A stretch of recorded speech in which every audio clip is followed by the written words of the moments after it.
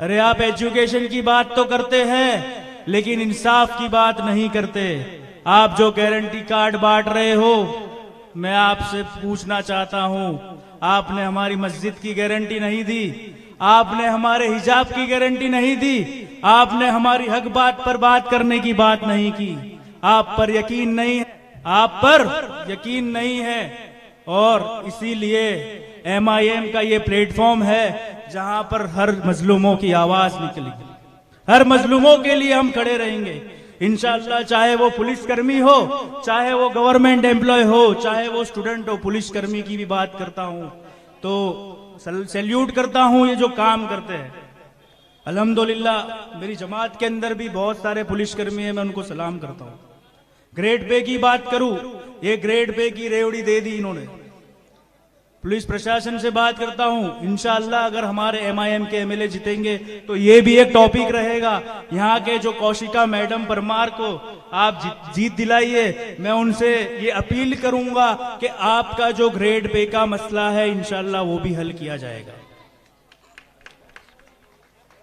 ज्यादा बात नहीं करूंगा, आपने मुझे सुना उसके लिए बेहद शुक्रिया। और भी मेहमान और भी लोग जिम्मेदार लोग बात करना चाहते हैं आपके सामने। अस्सलाम वालेकुम, खुदाफिज। इंशाल्लाह मौका मिला तो मैं आपके सामने और भी बात करूंगा। खुदाफिज। ये जहां भी फिर नौजवानों से गुजारिश करूंगा कि आप लोग पीछे बैठ जाएं।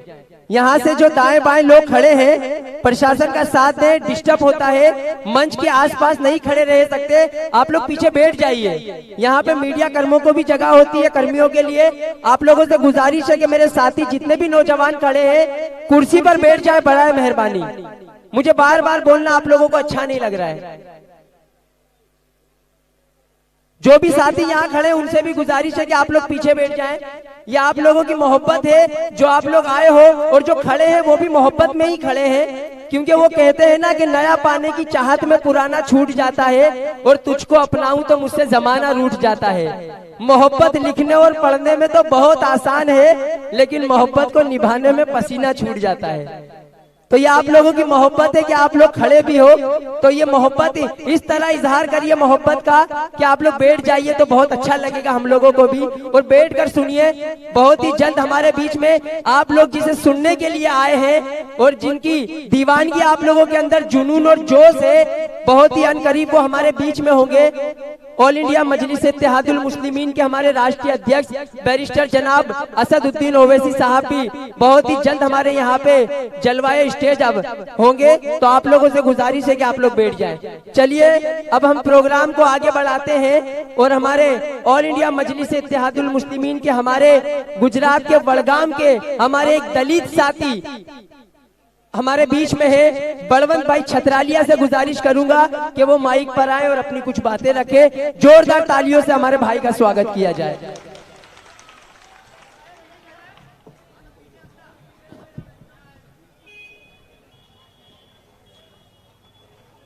जय भीम,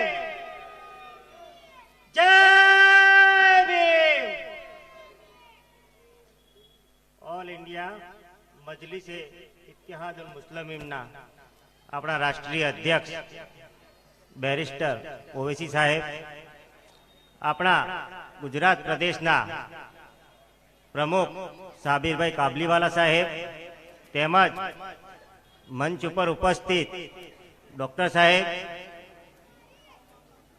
एजाज खान पठाण, तेमज मंच पर उपस्थित पार्टीना तमाम होद्देदारो अने बुजुर्गो, वडीलो अने अहीनी तमाम दाणी લીમડાની जनता अने माताओं बहनों ने मारा बलवंत छतरालियाना प्रणाम। मित्रों, मारी बात रजू करता पहला एक शायरी थी मारी बात शुरू करीश कि सफर में आखिरी पत्थर के बाद आएगा, सफर में आखिरी पत्थर के बाद आएगा, मजा तो यार 8 दिसंबर के दिन आएगा। अरे भाजपा और कांग्रेस वालों सुन लो, जो लूट सकते हो तो लूट लो, मगर याद रहे तुम्हारा घर भी हमारे घर के बाद आएगा। जिधर भी गुजरो धुआं बिछा दो, जहां भी पहुंचो धमाल कर दो। तुम्हें सियासत ने ये हक दिया है, हरी जमीनों को लाल कर दो। अपील भी तुम, दलील भी तुम, गवाह भी तुम, वकील भी तुम। जिसे भी चाहो हलाल कर दो, जिसे भी चाहो हराम कर दो। મિત્રો, અહીં ઉપસ્થિત મારા તમામ દાણી લીમડાના દલિત અને મુસ્લિમ સમાજના લોકો ને મારી એક જ અપીલ છે કે જો તમે ડોક્ટર બાબા સાહેબ આંબેડકરને માનતા હો, જો તમે તમારા અલ્લાહની અંદર વિશ્વાસ રાખતા હો, જો તમે એવું વિચારતા હો કે ખરેખર આવનારા સમયમાં આપણે આપણા વિધાનસભાની અંદર જો કંઈક સારું કામ કરવા જઈ રહ્યા હોય અને દલિત અને મુસ્લિમ એકતા થાય, ભાઈચારો આવે, એકબીજાને મદદ કરે, તો આવનારી 5 ડિસેમ્બરના દિવસે આપણી સૌની બહેન કૌશિકાબેન પરમાર જે આ દાણી લીમડા વિધાનસભાના ઉમેદવાર તરીકે મજલિસની અંદર કેન્ડિડેટ તરીકે છે, તેમને આપણે સૌ સાથે મળી અને જંગી બહુમતીથી 5 તારીખે સવારે વહેલા ચા પાણી નાસ્તો કરી અને તમામ લોકોએ બૂથ ઉપર પહોંચી જવાનું છે અને એટલું વોટિંગ કરવાનું છે કે અહીંયા જેટલા પણ ભાજપ કોંગ્રેસના જેટલા બી લોકો છે એ લોકોને લાગવું જોઈએ કે ના, હવે આ ત્રીજો પક્ષ આવ્યો અને અમારા સુપડા સાફ થઈ ગયા। કારણ કે છેલ્લા 70 કે 75 વર્ષથી આ ભારત દેશની વાત કરીએ કે ગુજરાતની વાત કરીએ તો આ ભારત દેશ અને ગુજરાતમાં ફક્ત 2 જ પાર્ટીઓ ચાલતી હતી, જેનું નામ ભાજપ અને કોંગ્રેસ। મૂળ તો આ 2 માસિયાઈ ભાઈઓ છે, આ બંને એક જ છે। કેમ કે એ લોકોએ દલિતો અને મુસ્લિમોનો ફક્ત વોટ લેવા માટે ઉપયોગ જ કર્યો છે, પણ જ્યારે એમના હકની વાત આવે, એમના અધિકારની વાત આવે, એમની તકલીફોની વાત આવે ત્યારે એ લોકો જોડે સમય હોતો નથી। અને મિત્રો, આ લોકો ક્યારે પણ નથી ઈચ્છતા કે દલિતો કે મુસ્લિમો એક થાય। આ લોકો ક્યારેય નહીં ઈચ્છે કે દલિત કે મુસ્લિમને એક રાજકીય પ્લેટફોર્મ મળે। આ લોકો ક્યારેય પણ એવું નહીં ઈચ્છે કે આપણા સમાજનો, આપણા દલિત સમાજનો કે આપણા મુસ્લિમ સમાજનો કોઈ ઉમેદવાર કે કોઈ આપણી બહેન કે આપણો ભાઈ આપણી વાત લઈ અને વિધાનસભામાં જાય અને આપણા હક અને અધિકારની વાત કરે। કારણ કે એ લોકોને ખબર છે કે જો ખરેખર આ લોકોનો કોઈ પણ એક ઉમેદવાર જો વિધાનસભામાં જશે તો એ એટલી જોરથી તાકાતથી આપણા હક અને અધિકારની વાત કરશે કે આ ગુજરાતની વિધાનસભાની દીવારો પણ હલી જશે। એટલે મને વિશ્વાસ છે કે તમે લોકો આવનારી 5 તારીખે જંગી બહુમતીથી આપણી બહેન કૌશિકા પરમારને જીતાડો।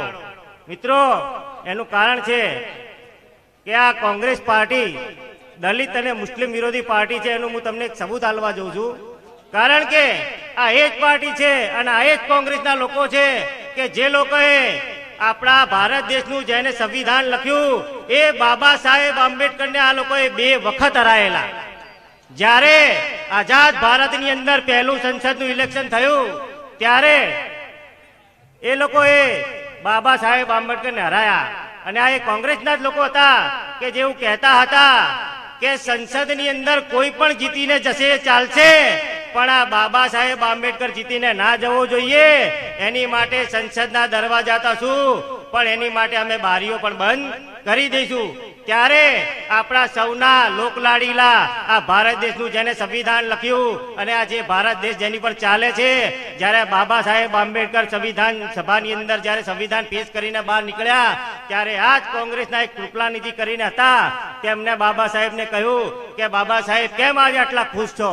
ત્યારે બાબા સાહેબ આંબેડકરે કહ્યું કે હું આજે એટલા માટે ખુશ છું કે મેં એક એવી વ્યવસ્થા ઊભી કરી છે કે પહેલા રાણીના પેટીથી રાજા જન્મ લેતો હતો, પણ હવે મતદાન પેટીમાંથી રાજા પેદા થશે, એટલે મને બહુ ખુશી છે। ત્યારે કૃપલાનીજી બોલ્યા કે તો બાબા સાહેબ આંબેડકર તમારી ખુશિયા બહુ દિવસ વધારે ટકવાની નથી। કારણ કે તમારા લોકો ગરીબ છે, પછાત છે, લાચાર છે, આ બધા જ લોકો વેચાઈ જશે. એ લોકોના વોટ અમે ખરીદી લઈશું અને અમે અમારી સરકાર બનાવી દઈશું.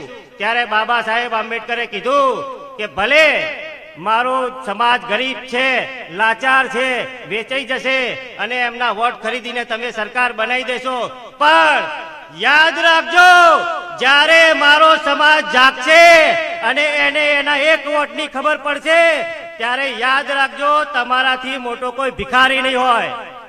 એટલે મિત્રો અહીંની તમામ દાળી લીમડાની જનતાને એક જ કહેવા માંગુ છું અને એક અપીલ કરીને મારી વાત પૂરી કરું છું કે કિસી राहबर के ना रहे गुजर से निकलेगा, ना किसी राहबर के ना रहे गुजर से निकलेगा, तुम्हारे पाँव का कांटा तुम्ही से निकलेगा. किसी गली में वो बूढ़ा फकीर रहता था, तलाश कीजिएगा तुम्हारा एमएलए भी यहीं से निकलेगा. जय भीम, जय भारत. बहुत खूब. चलिए प्रोग्राम को आगे बढ़ाते हैं. ऑल इंडिया मजलिस इत्तेहादुल मुस्लिमीन के हमारे एक साथी फरीद खान से गुजारिश करूंगा कि वो आपके बीच में आए और अपनी बातें रखें. फरीद खान साहब.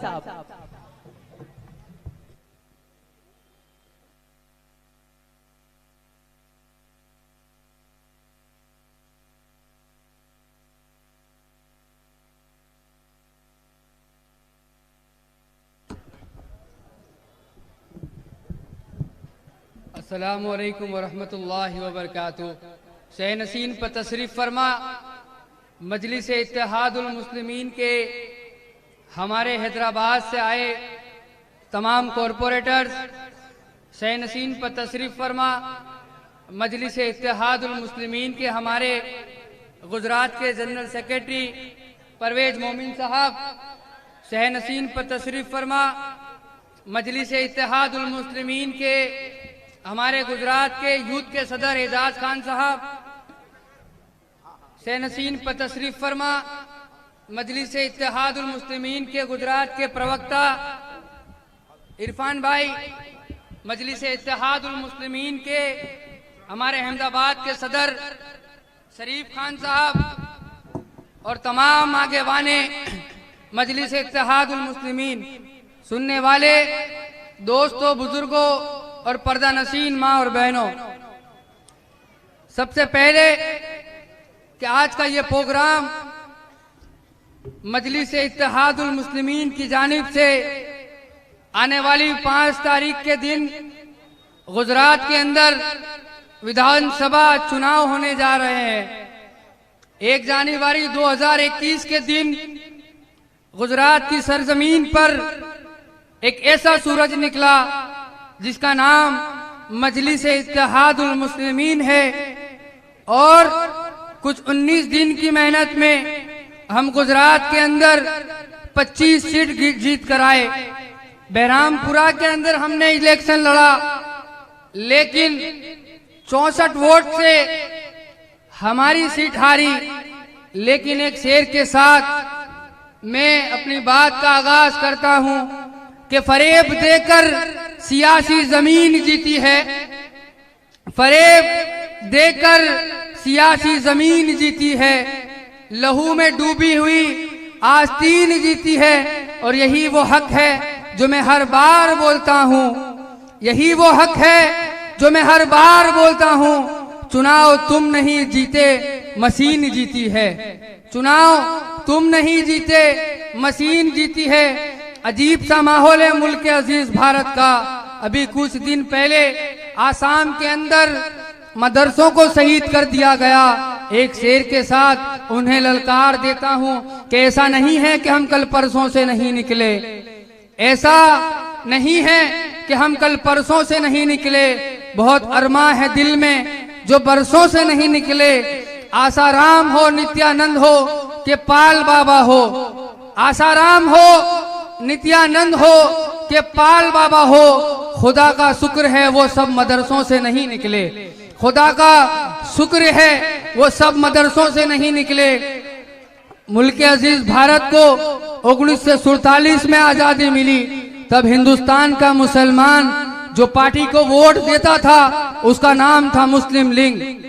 मौलाना अब्दुल कलाम आजाद ने रफायन क्लब में मुस्लिम नेताओं की मीटिंग बुलाई और कहा, ए मेरी कौम के गयूर मुसलमानों, मुस्लिम लीग एक फिरका परस्त पार्टी है, तुम कांग्रेस का साथ दो क्योंकि कांग्रेस एक सेक्युलर पार्टी है। तो मुस्लिम नेताओं ने कांग्रेस जिंदाबाद का नारा लगाया और हमने 1 साल नहीं 2 साल नहीं लगातार 75 बरस कांग्रेस को दिए।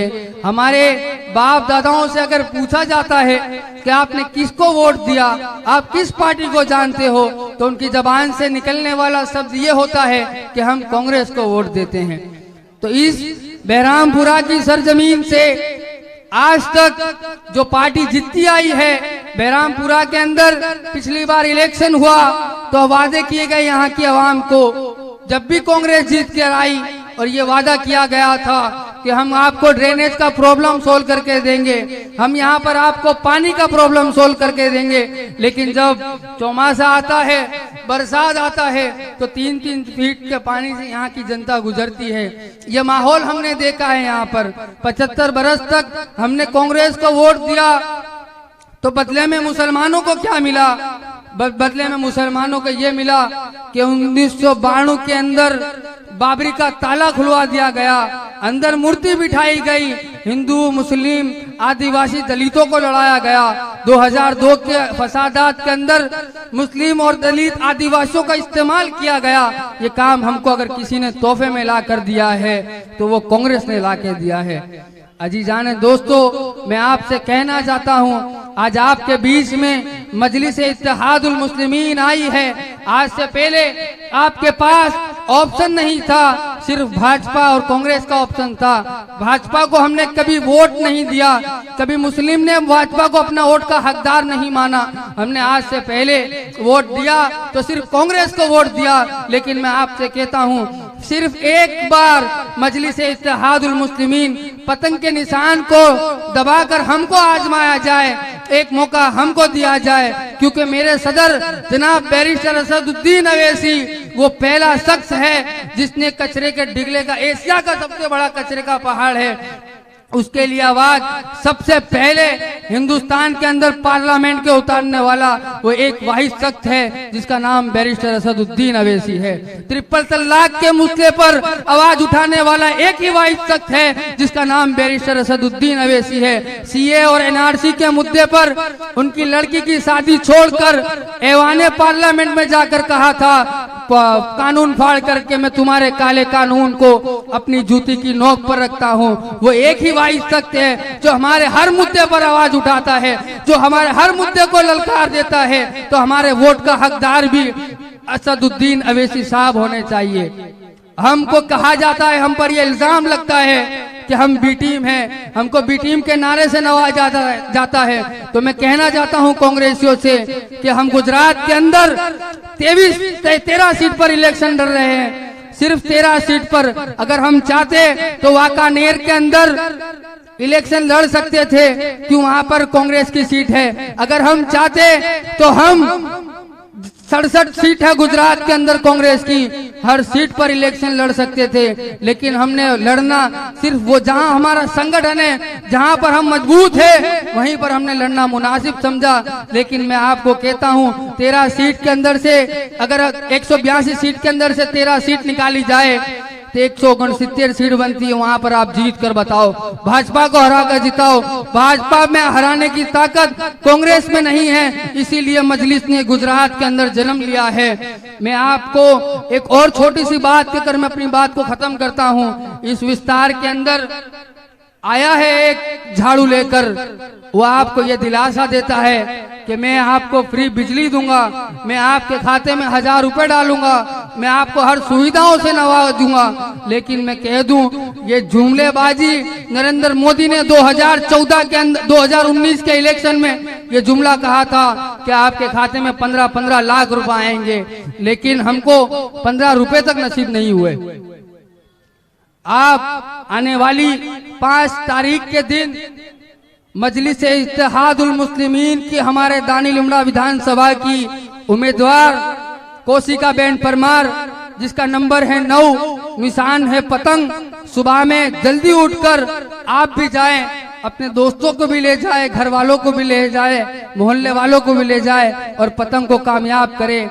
एक आखिरी शेर के साथ मैं अपनी बात को खत्म करता हूं कि हर सिमत मचलती किरणों ने अब सबे गम तोड़ दिया, हर सिमत मचलती किरणों ने अब सबे गम तोड़ दिया, अब जाग उठे हैं दीवाने दुनिया को जगा कर दम लेंगे, सब में जहां महकाएंगे या खून में नहा कर दम लेंगे, इज्जत से दिए तो जी लेंगे वरना जामे शहादत पी लेंगे।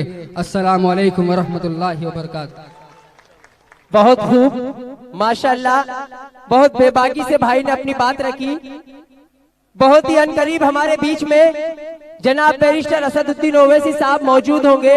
आप सभी लोगों के लिए खुशखबरी है कि वो रास्ते में है, निकल चुके हैं। चलिए प्रोग्राम को आगे बढ़ाते हैं। कुछ लोग ये भी कहा जाता है कि आप लोगों के यहाँ पे लोग आते हैं आप लोगों को खरीदने के लिए, लोग पैसे की लालच भी देते हैं, लेकिन जो लोग खरीदने आए उनसे बस यही कहना कि रब ने बख्शा है वो ईमान नहीं बिकता है, यानी अल्लाह का फरमान नहीं बिकता है। रब ने बख्शा है वो ईमान नहीं बिकता है और अल्लाह का फरमान नहीं बिकता है। और जो आते हैं यहाँ वोटों के खरीदार, उनसे कहना चले जाओ, यहाँ मुसलमान नहीं बिकता है। चलिए अब प्रोग्राम को आगे बढ़ाते हैं और हमारे बीच में हमारी बहन वहीदा कुरैशी यहाँ मौजूद है। बहन से गुजारिश करूंगा कि वो माइक पर आए और अपनी कुछ बातें रखें बहुत ही शॉर्ट टाइम में।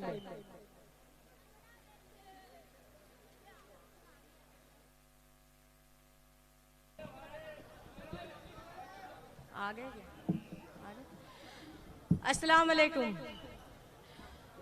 मेरा नाम वहीदा कुरैशी, मैं अहमदाबाद MIM पार्टी से कोऑर्डिनेटर हूँ अहमदाबाद की। और असद साहब शायद आ गए।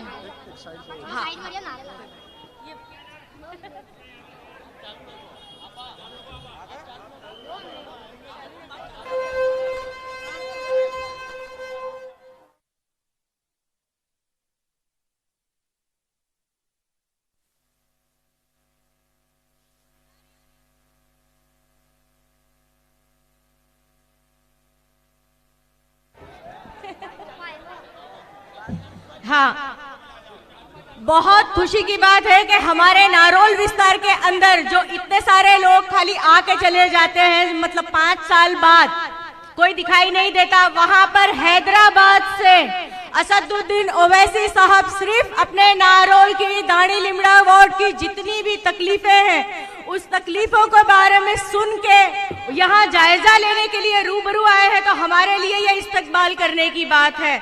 और मैं चाहूंगी कि सभी बहुत प्यार से और बहुत सरफराजी के साथ उनका इस्तकबाल करें। और मैं अपने बारे में ये बताना चाहूंगी कि आपके नारोल से ही मैं हूँ। तो जैसे बिल्किस बानो की बात यहाँ हो रही थी, तो मैं बताना चाहूंगी कि 2002 के जब दंगे हुए थे तो उसके अंदर वहीदा रहमान कुरैशी भी गोमतीपुर से दंगा पीड़ित है। तो अगर कांग्रेस वालों ने काम किया, आपको लगता है कि कांग्रेस ने 75 साल यहाँ काम किया, तो मैं ये जानना चाहूंगी कि किस मुसलमान को इन लोगों ने अभी तक इंसाफ दिलाने की बात की, चाहे वो 84 के दंगे हुए, 69 के हुए, या अभी ये जो 2002 का बिल्किस बानो के साथ में जो कुछ हुआ, वो तो बहुत दरिंदगी की बात थी और इस पर भी उन नालायकों को छोड़ दिया गया। और कितने सारे गोधरा कांड के अंदर जितने भी लोग मरहूम हुए, चाहे वो किसी भी धर्म के थे, जान तो सबकी गई थी। हम दंगों से बचकर यहाँ नारोल के अंदर आए गए क्योंकि उनको मालूम था कि अगर ये हल्ला बहुत ज्यादा हुआ, अगर मुसलमानों को अब यहाँ से हटाया नहीं गया तो ये हंगामा इंटरनेशनल जाएगा। तो उन्होंने अपनी नाक बचाने के लिए गोधरा दंगों के दंगा पीड़ितों के, चाहे वो नरोड़ा पाटिया से हो, साहलम से हो, वटवा से हो, या गुजरात के कई इलाकों से, जैसे गोधरा के अंदर डेसर से, सबको अलग अलग ठिकाने लगाया गया और अहमदाबाद के दंगा पीड़ितों को नारोल के अंदर लाके फेंका गया। ये वो बस्ती है जहां पर जानवर भी रहने के लायक शायद ना, लगता ही नहीं कि उनको रखना चाहिए, क्योंकि कचरा पेटी हमारे अहमदाबाद का डंपिंग जोन है ये। अहमदाबाद का डंपिंग जोन, क्यों बड़े बड़े नेता यहाँ बाजू क्यों नहीं आके रहते? लेकिन नहीं, इनको लगता है कि मुसलमान को तो क्या है, जैसे भेड़ बकरियां रहती है ऐसे मुसलमानों को अगर कचरा पेटी के ढगले पे रखेंगे तो डायरेक्ट मारा नहीं जाएगा, लेकिन सिसक सिसक के मरने में आसानी होगी। तो यहाँ पर हम लोग जो रह रहे हैं, अपनी बस्ती है यहाँ पर, तो मुश्किल इसी तरीके से है कि हम भी वहां से बच के आए, बच के यहाँ पर अपने इलाकों में रह रहे, लेकिन यहाँ पर तकलीफें देखो कि इंसान की तरीके से रहने के लिए ना बच्चों को अच्छी स्कूलें हैं, न रोड है, न रास्ते की समस्या अभी तक ठीक है। कई जगह पर अभी तक म्युनिसिपैलिटी के पानी की प्रॉब्लम है, जो कि यहाँ पर सरकारी पानी होना चाहिए। अगर मुसलमान होने के नाते ही इतनी तकलीफें देखी जा रही है तो क्या ये सरकार की जिम्मेदारी नहीं? और यहाँ पर जितने लोग कई साल से काम कर रहे हैं, बहुत सारी पार्टियों के बारे में सुन रहे हैं कि कांग्रेस आ रही है, कांग्रेस काम कर रही है, तो हाँ देखा यहाँ पर अभी कई जगह तक नलों की व्यवस्था नहीं है, सरकारी पानी नहीं है, यहाँ का पानी खारा पानी आता है और यहाँ के पानी से स्किन में बहुत सारी प्रॉब्लम्स होती है, क्योंकि हम लोग यहाँ पे रह के देख रहे हैं, झेल रहे हैं ये चीज, लेकिन सुनने वाला कोई नहीं। तो ये एक बहुत खुशी की बात है कि MIM पार्टी के हमारे हिंदुस्तान के लीडर असदुद्दीन ओवैसी साहब एक आवाज बनकर, हमारे सबकी आवाज बनकर संसद में, लोकसभा में, जहां भी उनको लगता है कि बोलना चाहिए वहां पर वो हमारे लोगों के लिए बोलते हैं। तो हमारी एक आवाज बनकर अगर आज अपने यहाँ से दाढ़ी लिमड़ा वोट से मैं चाहूंगी कि कौशिका बेन परमार को ज्यादा से ज्यादा अपने यहाँ से वोट मिले और वो जीते, ताकि एक विधायक अपना भी जो अपने लिए बोलता हो। अपनी बातें सभी करते हैं, लेकिन हमारे लिए स्पेशल, हमारे लिए बोलने वाला अगर कोई शेर है तो वो सिर्फ असदुद्दीन ओवैसी है। चाहे फिर वो बिल्किस बानो की बात हो या नारोल के कचरा पेटी की बात हो, यहाँ के रोड रास्ते की बात हो, किसी के अंदर इतनी हिम्मत नहीं जो आके हमारे लोगों के लिए बोले। तो अगर हम चाहते हैं कि दाढ़ी लिमड़ा वोट का नक्शा बदले, हम मुसलमान भी एक इज्जत की जिंदगी जिए जैसे इंसान जीते हैं, या यहाँ के बच्चों को अच्छी स्कूलें, अच्छी कॉलेज मिले, अच्छी जिंदगी मिले, तो जरूर से MIM पार्टी के विधायक के तौर पे सिलेक्ट करने वाले कौशिका बेन परमार को वोट करके जरूर से जरूर जिताएं। और ये वादा है कि असदुद्दीन ओवैसी मुसलमानों के बारे में, हमारे कौम के बारे में और दबे कुचले दलितों के बारे में जरूर से बोलेंगे। सो प्लीज मैं अपनी बात खत्म करती हूँ, टाइम बहुत कम है। चलो शुक्रिया, अल्लाह हाफिज।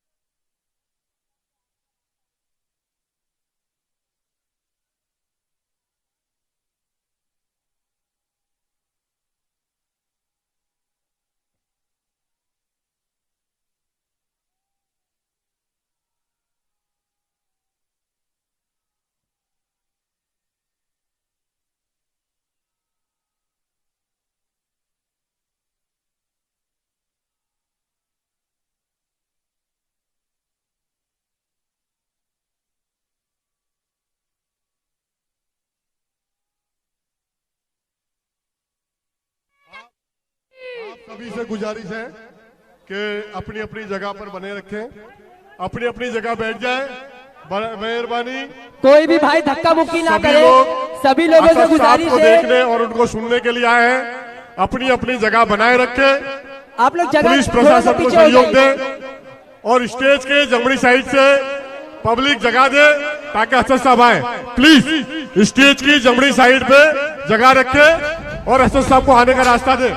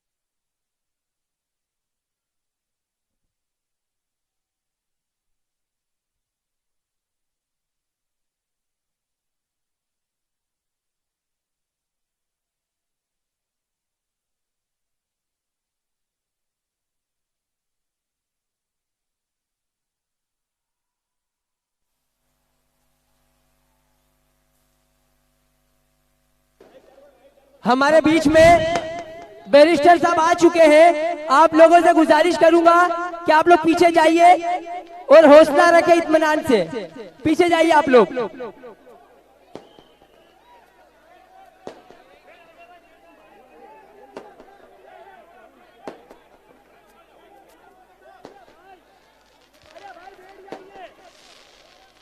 आप लोग बैठ जाइए, इत्मीनान रखे, आप लोग बैठिए।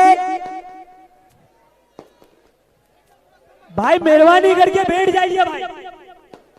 नारा तकबीर, नारा तकबीर।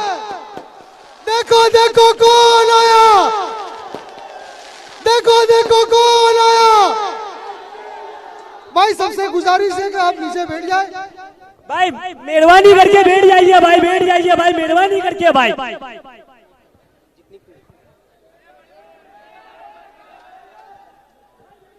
चलिए प्रोग्राम को आगे बढ़ाते हैं और हमारे बीच में ऑल इंडिया मजलिस इत्तेहादुल मुस्लिमीन के हमारे प्रदेश के युवा प्रमुख हमारे एजाज खान से गुजारिश करूंगा कि वो कुछ ही शब्दों में अपनी बातें रखे। एजाज खान साहब। अस्सलामुअलैकुम मेरे भाइयों, थोड़ा खामोशी इख्तियार कीजिए। हमारे बीच हमारे ऑल इंडिया के सदर बैरिस्टर सदर अवैसी साहब हमारे बीच है, तो खामोशी इख्तियार कीजिए और अपनी जगह पे ले लीजिए, अपनी जगह ले लीजिए, अपनी जगह पे बैठ जाइए। आज दाणीमड़ा विधानसभा विस्तार के इस नई बस्ती विस्तार में यहां उपस्थित हमारे ऑल इंडिया के सदर जनाब बैरिस्टर सदर अवैसी साहब, हमारे गुजरात के सदर जनाब साबिर भाई काबलीवाला साहब, ऑल इंडिया के प्रवक्ता वारिस पठान साहब, मंच पर उपस्थित तमाम मजलिस के नुमाइंदे और मेरे सामने मेरे भाई, मेरे दोस्त, मेरे युवा साथियों, अब कुछ ही दिन बचे हैं।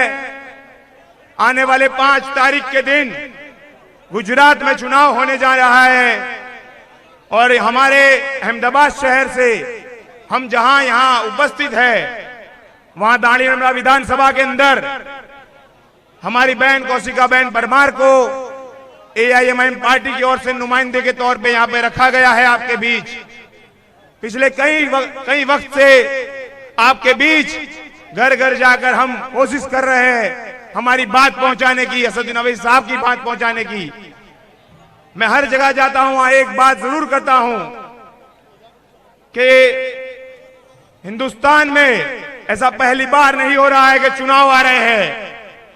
हमारे लोगों के बीच में एक सवाल खड़ा होता हमारे दिल में, उस सवाल इस बात का खड़ा होता है कि 75 साल से आजादी हमें मिली है, उसके बावजूद गुजरात में आज इतनी बड़ी तादाद में नौजवान लोग AIMIM पार्टी के साथ क्यों जुड़ रहे हैं, क्यों AIMIM पार्टी का परचम लहराने की बात कर रहे हैं। उसका यही जवाब है कि 75 साल से जिस पार्टी को हम वोट देते आए हैं, 75 साल से हमने आज तक जिसे वोट दिया उसने आज तक हमें ठगने का काम किया है।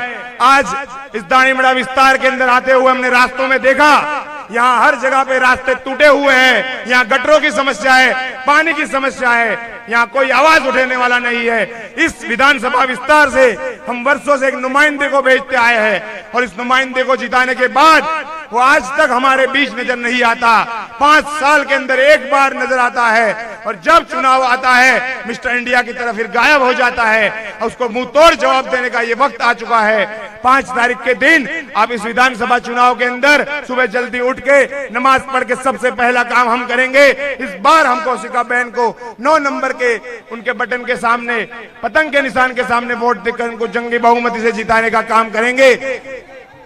साथियों, हमने देखा पिछले वर्षों के अंदर अगर कोई एक ऐसी वाहिद शख्सियत है जो हमारी बात, हमारी आवाज उठाती, हमारे बीच हमारे कौशिका बहन उपस्थित है।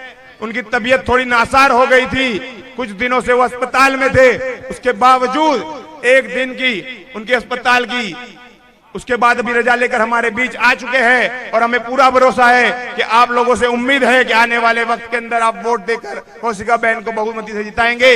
मैं ज्यादा बात नहीं कहूंगा, एक आखिरी बात मैं कहूंगा कि गुजरात के विकास की बातें करके 27 साल से गुजरात में जो सरकार बनी हुई है, 2 दिनों पहले एक मोटा भाई गुजरात में आए और गुजरात के अंदर उनके भाषण में उन्होंने बात की और फिर उन्होंने हिंदुत्व का कार्ड खेल दिया। तो हमें समझना है और एक साथ होकर हमारी क़यादत को मजबूत करना है। मेरी बात कहकर अपनी बात खत्म करूंगा एक आखिरी शेर के साथ। यूनान, मिस्र, रोम सब मिट गए जहां से, अब तक मगर है बाकी नामो निशा हमारा। कुछ बात है कि हस्ती मिटती नहीं हमारी, सदियों रहा है दुश्मन दौरे जहां हमारा। सारे जहां से अच्छा हिंदुस्तान हमारा, सारे जहां से अच्छा हिंदुस्तान हमारा। शुक्रिया, खुदा हाफिज। बहुत खूब। चलिए प्रोग्राम तमाम साथियों से गुजारिश है कि आप लोग इत्मीनान बनाए रखें। हमारे बीच में दानी लिमड़ा विधानसभा की हमारी बहन, यहाँ की उम्मीदवार कौशिका परमार भी यहाँ पर आ चुकी है और एक ऐसी जाबाज लेडी कि जिनकी तबीयत नासाज थी फिर भी वो आप लोगों के बीच में है, क्योंकि हमारी बहन पीपल के पत्तों की तरह नहीं है जो पतझड़ में बिखर जाएंगी। ये तो मेहंदी के उस पत्तों की तरह है कि खुद पीस कर भी आप लोगों की जिंदगी में रंग भर जाएगी। तो हमारी बहन के लिए जोरदार तालियों से स्वागत किया जाए। मैं बहन से गुजारिश करूंगा कि आप लोगों के बीच में अपनी 2 बातें रखें।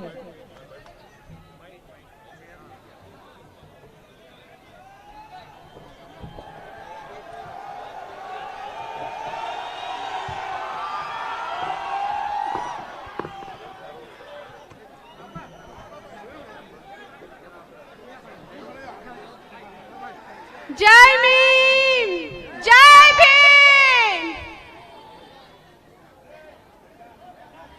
आप लोगों का प्यार और आप लोगों की दुआ से ही आज मैं वापिस आई हूँ यहाँ पे।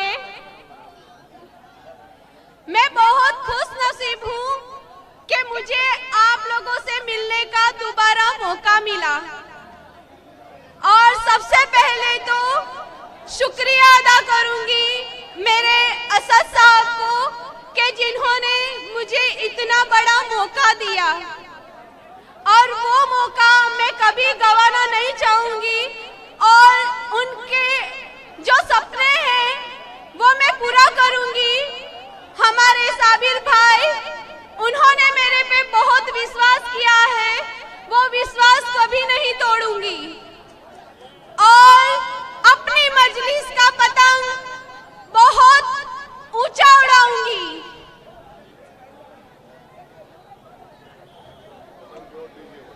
और आप लोगों से एक बात जरूर बोलूंगी कि 5 तारीख को जरूर से पतंग को वोट देना।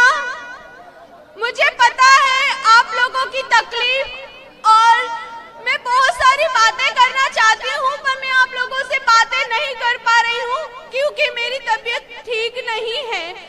फिर भी बताऊंगी हमारे असद साहब को कि जमीनी लेवल पे काम करना आसान नहीं है और आज असद साहब यहाँ पे आए हैं तो उनको बताऊंगी कि हमारी पब्लिक को कितनी तकलीफें हैं। मेरी जनता यहाँ पे जो है, हमारी नई बस्ती में ना पानी है, यहाँ से 10-10 साल से यहाँ के कॉर्पोरेटर है, फिर भी ना यहाँ पे पानी है, ना लाइट है, ना रोड रास्ता है।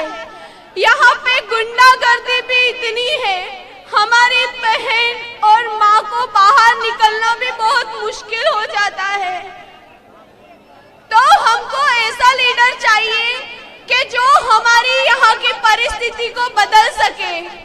तो प्लीज आप लोगों से मैं गुजारिश करती हूँ और आप लोगों से मैं मेरी झोली फैला के भीख मांगती हूँ कि 5 तारीख को आप लोग जरूर से पतंग को वोट कीजिए और हम लोग एक नया इतिहास रचें।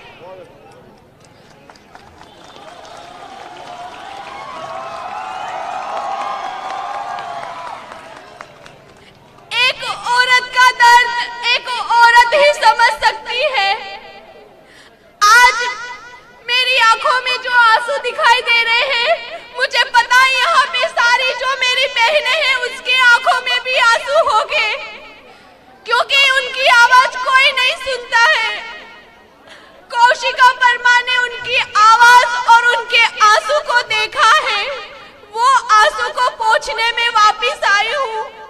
मुझे बहुत सारे फोन आए, कल से आ रहे हैं कि मैडम हमको आपकी जरूरत है, आप जल्दी से वापस आइए। मैं आप लोगों के लिए ही आई हूँ और मैं कभी भी नहीं फिरूंगी। दूसरे लोगों ने मुझे बहुत परेशान किया, धमकियां दी, बहुत सारे ऑफरें दी, 50 लाख करोड़। मुझे पैसों की कोई लालच नहीं है। मुझे मेरी जनता की आवाज सुननी है, जनता का प्यार चाहिए, जनता की जरूरतें पूरी करनी है। और मेरी जनता की जरूरतें मैं तभी पूरी कर सकूंगी जब वो मेरी जनता मुझे चुन के लाएगी और मेरी मजलिस को लाएगी।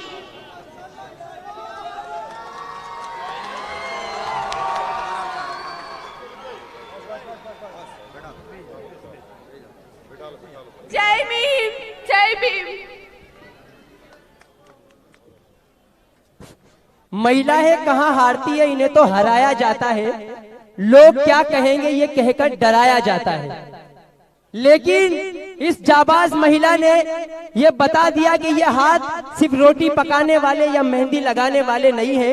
अगर इनके हाथों में इनकिलाब की तख्ती या किसी राजनीतिक पार्टी की पतंग आ गई तो ये अच्छे अच्छे तानाशाहों की कुर्सियों को हिला सकती है।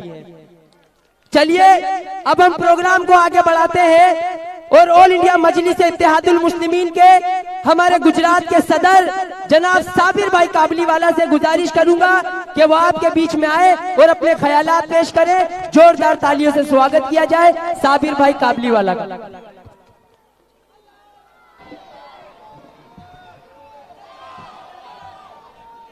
अस्सलाम वालेकुम रहमतुल्लाहि व बरकातहू।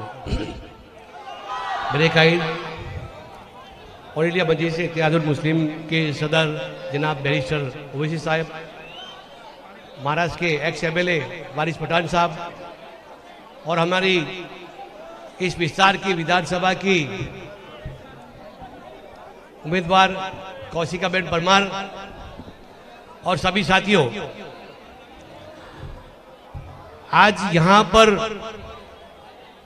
मजलिस पहली बार आई है और आपकी समस्या दूर करने के लिए आपने आज तक किसको वोट दिया? कांग्रेस को।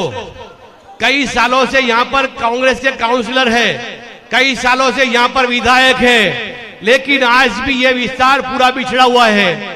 यहां पर आप देखते हो दर बारिश के अंदर यहां पर पानी भर जाता है, शुद्ध पानी नहीं आता है, कचरे का ढल यहां पर रखा हुआ है, पूरे अहमदाबाद का कचरा लाकर यहां पर पीछे रख दिया जाता है और इस कचरे के ढक से यहां बीमारियां फैलती है। और आप सबको मालूम होगा इस कचरे को हटाने के लिए बैरिस्टर असदुद्दीन ओवैसी साहब ने जब लोकसभा के अंदर सवाल उठाए थे, उसके बाद इसका स्पीड से काम चालू है आज तक, आपको पता है। और आपकी समस्या यहां पर काफी समस्या है, ये आपकी समस्या को दूर करने के लिए हम लोग यहां पर आए हैं। आपको पता होगा यहां पर जितने भी लोग हैं वो इफेक्टेड लोग हैं, बाहर से आए हुए हैं और 2002 के बाद यहां पर आए हुए हैं।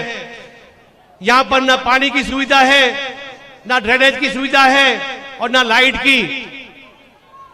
आज इतने साल हो गए, यहां तक आज तक ड्रेनेज लाइन नहीं है। यहाँ पर ड्रेनेज लाइन जो डाली हुई है ये यहाँ से जो ये प्राइवेट लाइन डाली हुई है और प्राइवेट लाइन जो है यहाँ से टेक्सटाइल की जो लाइन जाती है कलर केमिकल, ये आपकी ये ड्रेनेज की लाइन उसी के अंदर ज्वाइन की हुई है। यहाँ पर शुद्ध पानी भी आपको नहीं मिलता है और यहाँ की हवा जो है वो भी शुद्ध नहीं मिलती है। इस हवा खराब हवा के कारण यहाँ पर टीबी अस्थमा के रोग दर्दी कितने सारे हैं। तो हम यहाँ पर वोट लेने के आए हैं, मजलिस आपके लिए आपकी समस्या को दूर करने के लिए आए हैं। आप 5 दिसंबर के दिन ज्यादा से ज्यादा कौशिका बेन परमार को वोट देकर आप उन्हें जिताइए। इंशाल्लाह आपने देखा वो नाम आपको पीठ नहीं दिखाई दी। आपने देखा कि परसों इतनी उसकी तबीयत नासाज होने के बाद भी आज वो स्टेज पर आई है।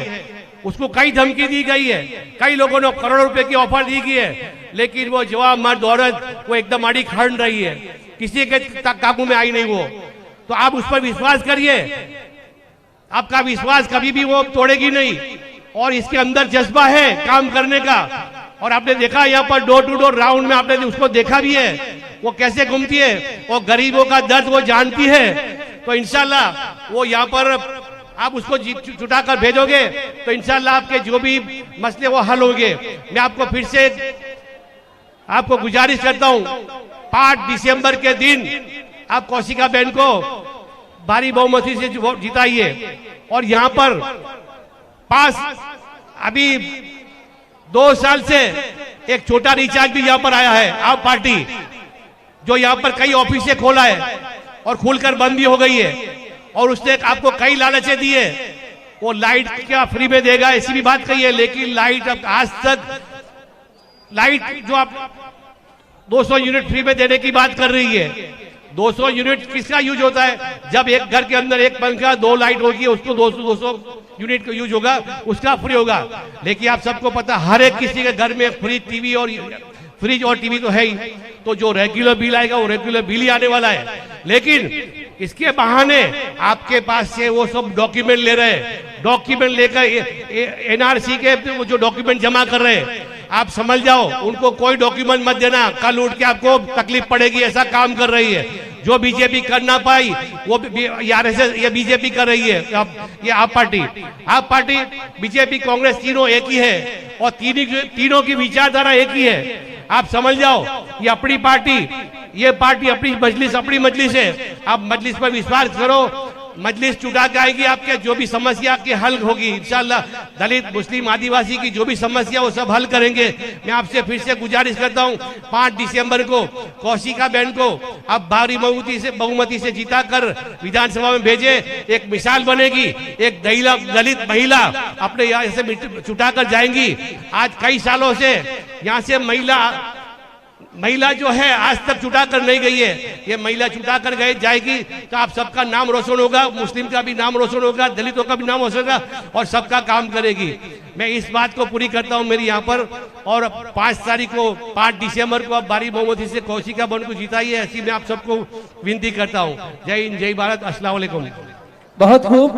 गुजरात के सदर साहब बता रहे थे कि कुछ झाड़ू वाले लोग आए हैं, तो मैं कहना चाहूंगा कि मजलिस का जो निशान है वो पतंग है, और अगर हम पतंग उड़ाएंगे तो नजरें हमारी बुलंदी पर रहेगी।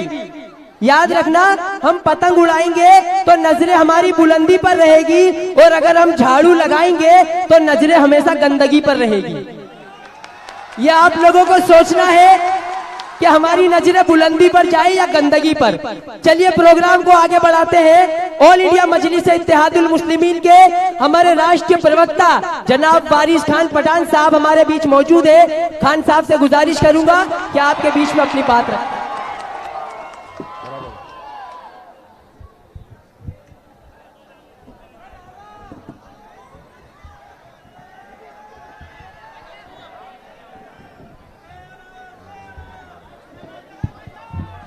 डायस पे तशरीफ फरमा ऑल इंडिया मजलिस इत्तेहादुल मुस्लिमीन के सदर, member of parliament नकीब Millat Alhaj barrister Asaduddin Owaisi साहब, स्टेज पर मौजूद गुजरात के मजलिस इत्तेहादुल मुस्लिमीन के प्रेसिडेंट सदर जनाब साबिर काबुलीवाला साहब, स्टेज पर मौजूद आपकी अपनी बेटी, आपकी अपनी बहन, आपकी अपनी बच्ची, मजलिस इत्तेहादुल मुस्लिमीन की दानी लिमड़ा से उम्मीदवार हमारी बहन मोहतरमा कौशिका परमार जी, मजलिस इत्तेहादुल मुस्लिमीन के तमाम जिम्मेदारान, यहाँ पर मौजूद मेरे दोस्त, मेरे बुजुर्ग और मेरे भाई बहनों, आज का ये जलसा इंतखाबी जलसा है, इलेक्शन का जलसा है। गुजरात में चुनाव है, अहमदाबाद में 5 तारीख के दिन पोलिंग होनी है। जिस तरह से तमाम मुख्तलिफ सियासत पार्टियों ने अपने अपने उम्मीदवारों को खड़ा किया है। इसी तरह पहली मरतबा मजलिस इत्तेहादुल मुस्लिमीन ने इस विधानसभा के इलेक्शन में हिस्सा लिया गुजरात से और मुख्तलिफ जगहों पर उम्मीदवारों को ठहराया है। आप सब ने सुना हमारी बहन कौशिका जी ने क्या कहा, इनकी तबीयत खराब, मगर सुन लो, शेरनी शेरनी होती है। तबीयत खराब हो, कुछ भी हो, ये मजलिस की शेरनी है अल्हम्दुलिल्लाह। और ये आई आपके बीच में, बीमार होकर भी आपके बीच में आई, क्योंकि इसके दिल में दर्द है, एक फिक्र है यहाँ की, एक फिक्र है दानी लिमड़ा की। इस फिक्र के कारण ये आपके बीच में आई है, वरना इनकी जगह कोई और होता अब तक बिस्तर पे सोया होता। लेकिन मैं अल्लाह से, ईश्वर से, भगवान से दुआ करता हूं कि इनको जल्दी से जल्दी शिफा मिले, तंदुरुस्ती मिले और फिर से यह शेरनी की तरह दहाड़े आपके पास आकर। अब चुनाव है तो यहां पर काफी लोग आ गए हैं आपके बीच में। हमारी टक्कर तो सबसे ही है, एक तरफ बीजेपी है, एक तरफ कांग्रेस और आम आदमी पार्टी, जिसको मेरे सदर ने नाम दिया छोटा रिचार्ज, वो भी घूम रहा है यहां पर। इसका तो बात ही अलग है। मैं आपको बताता हूं, ये लोग आए गुजरात में, ये कर देंगे, वो कर देंगे, सारी चीजों की रेवड़ी बांटने शुरू कर दिया। पूरे गुजरात स्टेट का जो बजट है ना, 2,50,000 करोड़ रुपया है पूरे गुजरात का। इन्होंने आके अनाउंस किया है 3 लाख करोड़ रुपए का बजट की रेवड़ी बांट दी अभी से इन्होंने। मैं पूछना चाहूंगा भाई साहब, बाकी के 50,000 करोड़ रुपया कहां से लाएंगे आप? फिर ये घपला घोटाला मारेंगे? घपलेबाज तो है ये लोग बड़े। अरे ये कौन है बताऊं मैं आपको। एक शख्स से, उसका नाम नहीं लेना चाहता, जेल में है, उसने घपला कर दिया, अपनी भाषा में बोलो तो टोपा फिरा दिया, काफी लोगों का टोपा कर दिया उसने। एक बॉलीवुड की एक्ट्रेस थी, उसका भी टोपा कर दिया, सबको झांसा दे दिया, वो जेल में बैठा है। ये इतने टोपेबाज है, टोपे का टोपा कर दिया ये लोगों ने जाके, उसका भी घपला कर दिया ये लोगों ने। तो ये कि हमारे पास आए, आज हमको रेवड़िया बांट रहे, 50,000 करोड़ रुपया कहां से लाएंगे? कुछ नहीं है, सिर्फ झूठ, सिर्फ झूठ और झूठ, इसके सिवा कुछ नहीं है इनके पास देने को। जो सच की बात करने आता है वो इस तरह के बोल बचनबाजी नहीं करता, झूठ नहीं बोलता। हम बोलते हैं ना, हम तो विकास के लिए आए, हम हिस्सेदारी की लड़ाई लड़ने आए। हम भी चाहते हैं कि आपका अपना दानी लिमड़ा से जीत कर जाए विधानसभा में गुजरात की, आपकी आवाज बने, आपके जो मसले मसाइल हैं वो जाकर ऐवान असेंबली में रखे, वहां पर लड़े आपकी तरफ से। क्योंकि बरसों से ये देखा गया है कि जिसको आपने वोट देकर इख्तियार की कुर्सियों पर बिठाया, वो लोग गुम की और बहरे थे। वोट लिया आपका, वादे किए आपको कि आपका काम करेंगे, फला कर देंगे, डिमका कर देंगे, पर किया कुछ नहीं आपके लिए। भाजपा भी वही है। ए भाई साहब, खामोश जरा सा बिठा दे इसको। वोट लिया आपका, इख्तियार की कुर्सी पर आकर बैठ गए, मगर जब काम करने का नाम आया कोई आगे नहीं आया। अभी मैं एक चैनल पे था, रिवर फ्रंट पे, तकरीबन 70 से 80 महिलाएं वहां पे मौजूद थी, जिसमें हमारी नॉन मुस्लिम बहनें भी थी, भाई भी थे, सब थे। मेरे साथ कांग्रेस का एक प्रवक्ता था, एक भाजपा का प्रवक्ता था। यकीन मानिए, आप वीडियो उठा के देख सकते हैं, लाइव था।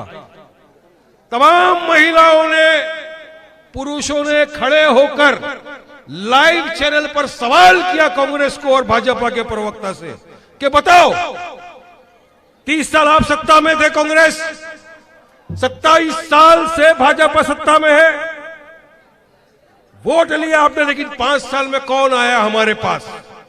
जवाब नहीं है इनके पास। सवाल किया हमारी बहनों ने वहां पर खड़े रहकर कि आज भी आप इतनी बड़ी बड़ी बातें कर रहे हो, ये कर देंगे, वो कर देंगे, चलो हमारे साथ घर पे हमारे आज भी हमारे घर पे पानी नहीं आता। तो भाजपा के प्रवक्ता खड़े होकर बोलने लगे, हमने शौचालय बनाया ना आपके लिए।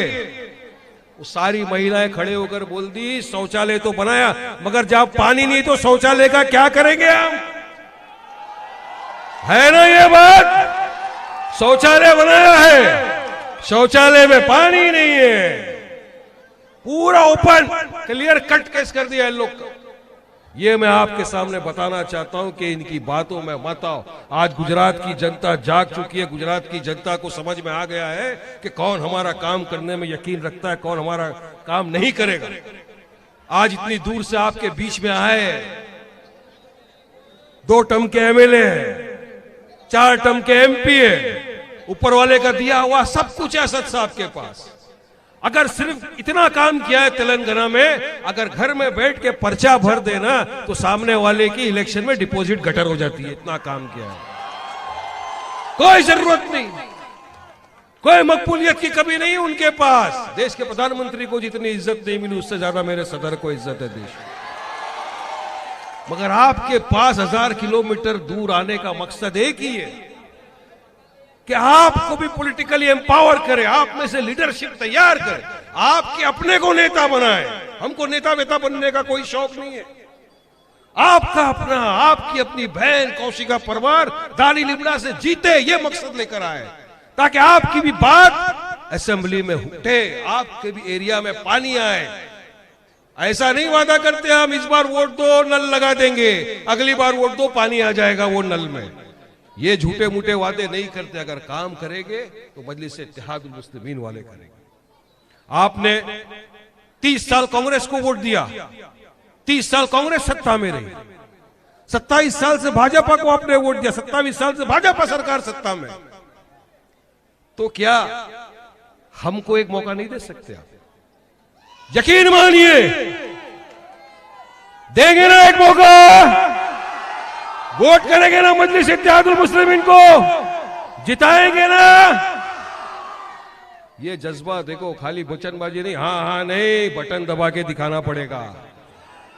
अदालत सबूत मांगती है ना, तो अपने को भी सबूत दो भाई, पतंग उड़ा के वोट डालो, देना पड़ेगा, वरना आने वाले बच्चों का मुस्तकबिल आपका इसी तरह चलते रहेगा। चल रहा है, शौचालय बने बिगर पानी का चलेगा, पानी नहीं आ रहा है, गालियां बकते रहेंगे, उससे कुछ नहीं होता। अब हक और इंसाफ की लड़ाई, हक मांगो, और ये हक तुमको दिया है डॉक्टर बाबा साहेब अंबेडकर के संविधान। वोट का राइट दिया है आपको, राइट टू वोट। ये नहीं सोचना मेरे एक वोट से क्या हो जाएगा। अरे तुम्हारे एक वोट से पूरी दानी लिमड़ा का स्ट्रक्चर बदल सकता है। एक वोट की कीमत, एक वोट की कीमत समझनी पड़ेगी हमको। हम सोचते नहीं मेरा क्या फर्क पड़ता है, वो डाल देगा। नहीं मेरे भाइयों दोस्तों बुजुर्गों, सबको मिलकर मुत्तहिद होना पड़ेगा, एक होना पड़ेगा, इत्तेहाद पैदा करना पड़ेगा और जाकर वोट डालना पड़ेगा, तब जाकर मजलिस यहां से जीतेगी। जब आप वोट डालने जाओ, सोचो मेरे भाइयों बुजुर्गों, ताली तो 8 तारीख को जोरदार बजाएंगे फटाकों के साथ इंशाअल्लाह, फिक्र नहीं दाने नहीं। आज हम लोग को सोचना चाहिए कि अगर हमारे दलित भाई का मॉब लिंचिंग हो गया तो आवाज कौन उठाता है? असद ओवैसी। हमारी बेटी के हिजाब के मसले में बात आ गई, आवाज कौन उठाता है? असद ओवैसी। CNRC पे बात आ गई, आवाज कौन उठाता हमारी तरफ से? असद ओवैसी। पार्लियामेंट में खड़े रहकर एक ही तो मर्दे मुजाहिद है जो पूरी तरह बिल फाड़ देता है काले कानून का ऊपर। हमारे हर मसले पे, हमारे हर मुद्दों पे अगर कोई हमारे साथ कांधे से कांधा मिलाकर खड़ा है तो यार हम लोग भी इंसान है ना, दिल रखते हैं, दिल में अरमान, जिगर, सीना सब कुछ है। तो कभी तो एक बार सोचो कि जो इंसान जो हमारे लिए इतना कुछ कर रहा है, तो इंसानियत के नाते ही सही मेरा फर्ज तो बनता है ना कि एक बार जो मेरे लिए इतना करता है उसको तो मैं वोट दे दूं जाके। क्या हम इसको वोट देंगे जो सिर्फ हमारे को बोल वचन देके चला जाता है, 5 साल तक दिखता नहीं? उनको देंगे जो खामोश हो जाते हैं, गूंगे बहरे हो जाते हैं जब हमारे हक की लड़ाई करने की बात आती है? तो क्या हम वोट उनको देंगे? अरे नहीं, बहुत दे दिया वो। अब जो हमारे साथ है, जो हमारा हमदर्द है, जो हमारा अपना है, वोट उसको देंगे। और आपके साथ अगर कोई खड़ा हुआ है इस वक्त तो मजलिस इत्तेहादुल मुस्लिमीन है और उसका सदर जनाब बैरिस्टर असदुद्दीन ओवैसी। ये सोचना है वोट डालने के पहला, नहीं सुबह उठे डाल दिया, किसको भी क्या फर्क पड़ता है। नहीं, बहुत फर्क पड़ता है। ये फर्क देख देख के 27 साल से भाजपा जीतती आ रही है। कांग्रेस में ताकत नहीं है हराने की, ताकत ही नहीं है इनमें हराने की। किस तरह से ये लोग इसको हराएंगे। अभी आपने क्रिकेट मैच हुआ, सेमीफाइनल, इंडिया हारा, सबने बोला प्लेयर चेंज कर दो, कैप्टन चेंज कर दो, बदलाव लाओ, टीम अच्छी आएगी, नए खिलाड़ी आएंगे, तरक्की होगा, इंडिया जीतेगा। बिल्कुल बदलाव लाना चाहिए। जहां जहां नया प्लेयर आता है, जहां जहां नई टीम आती है, परफॉर्मेंस अच्छा होता है ना। इस मर्तबा आपके सामने एक ऐसा ही परफॉर्मर आया है, ऐसा ही खिलाड़ी आया है, ऐसी टीम आई है जिसका नाम है मजलिस इत्तेहादुल मुस्लिमीन। जिताओ, जहां जहां हमारे उम्मीदवार खड़े हैं उनको जिताओ, ऐवान असेंबली में भेजो, तुम्हारी आवाज बनेंगे, तुम्हारे हक के लिए लड़ाई लड़ेंगे इंशाअल्लाह। तो मुझे उम्मीद है, यकीन है कि दानी लिमड़ा की आवाम 5 तारीख के दिन पूरी तादाद में उतर के आएगी। पूरी तरह से 5 तारीख को पूरे अहमदाबाद में, पूरे गुजरात में, पूरे दानी लिमड़ा के अंदर एक ही चीज दिखना चाहिए, पतंग। दबाओ बटन जाकर, इतने जोरों से बटन दबाओ कि इनको समझ में आ जाए कि अब आवाम जाग चुकी है, अब नहीं चलेगा बोल बचन, क्योंकि आ गया है मजलिस। जिताओ मजलिस के उम्मीदवारों को। बहुत बहुत शुक्रिया, आप तमाम आए, हमको बोलने का मौका दिया। मैं जानता हूं आप सब जिनको सुनना चाहते हैं उनको सुनो, मगर एक बात याद रखना, अभी नहीं तो कभी नहीं। और उनके लिए एक मैसेज है, क्यों पड़े हो चक्कर में, कोई नहीं है मजलिस की टक्कर में। शुक्रिया, अस्सलाम वालेकुम। बहुत खूब। खान साहब भाजपा के बारे में बता रहे थे, तो जब जब भाजपा की बात चलती तो मुझे चाय वाला याद आता है। तो मैं कहना चाहूंगा कि नजरों का तीर है, तीर को फिकवा कर छोड़ेंगे। नजरों का तीर है और तीर को फिकवा कर छोड़ेंगे और सबको अपनी तरफ खिंचवा कर छोड़ेंगे। और वो हमें सियासत से डराता है, उससे कह दो अगर जिद पे आ गए तो फिर से चाय बिकवा कर छोड़ेंगे। चलिए, इसी के साथ हिंदुस्तान के मजलूमों की आवाज, संसद रत्न, लोकसभा सांसद, ऑल इंडिया मजलिस इत्तेहादुल मुस्लिमीन के राष्ट्रीय अध्यक्ष जनाब बैरिस्टर असदुद्दीन ओवैसी साहब को दावत दूंगा कि वो आपके बीच में आए और खिताब फरमाए। नारे तकबीर, नारे तकबीर।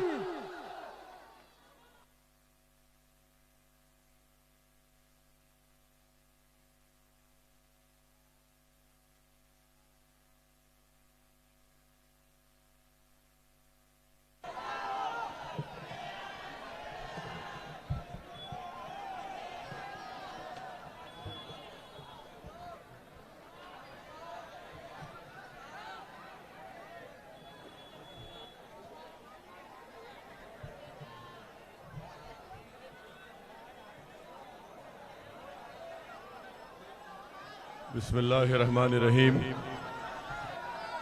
अस्सलाम वालेकुम वरहमतुल्लाहि वबरकातुहू।